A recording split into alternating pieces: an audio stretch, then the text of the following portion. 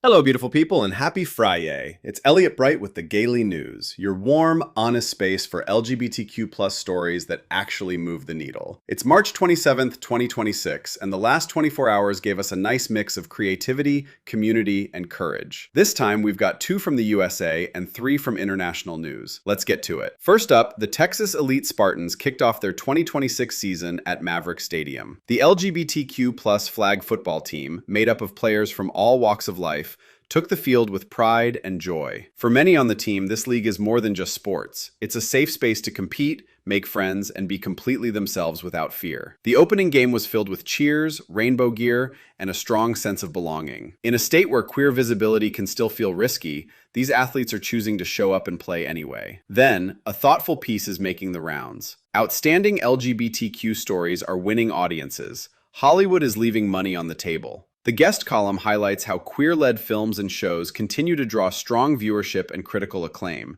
yet studios still hesitate to greenlight more of them. The writer argues that fear of backlash is costing the industry both creatively and financially. It's a timely reminder that our stories aren't just important, they're profitable when given a real chance. Internationally, former AFL player Lee Ryswick made history this week by coming out as gay in an emotional interview. The Australian rules football player became the first active AFL player to publicly come out. In the interview, he spoke about the relief of finally being able to live authentically and the support he's received from teammates. His courage is already being celebrated across Australian sports as a major step forward for visibility in a traditionally macho sporting culture. Then, in North Hatley, a small town in Quebec, an artist has launched a new bursary to support LGBTQ athletes. The Vert and Rose bursary aims to help queer athletes pursue their dreams while feeling fully supported. The creator says the fund came from a place of wanting young queer people to know they don't have to choose between their sport and their identity. It's a small but meaningful gesture that shows how artists are using their platforms to lift up the next generation in tangible ways. And finally, over in the UK,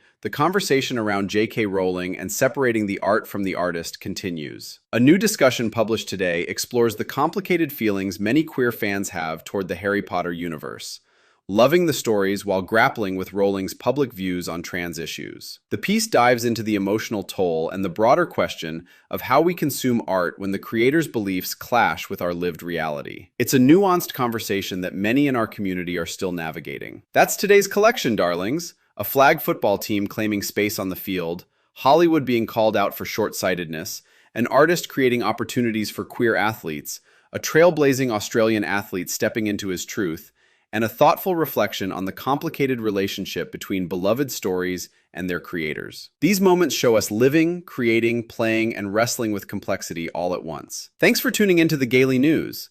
I'm grateful you're here, listening and holding space for these stories. I'll be back tomorrow. We'll see you then.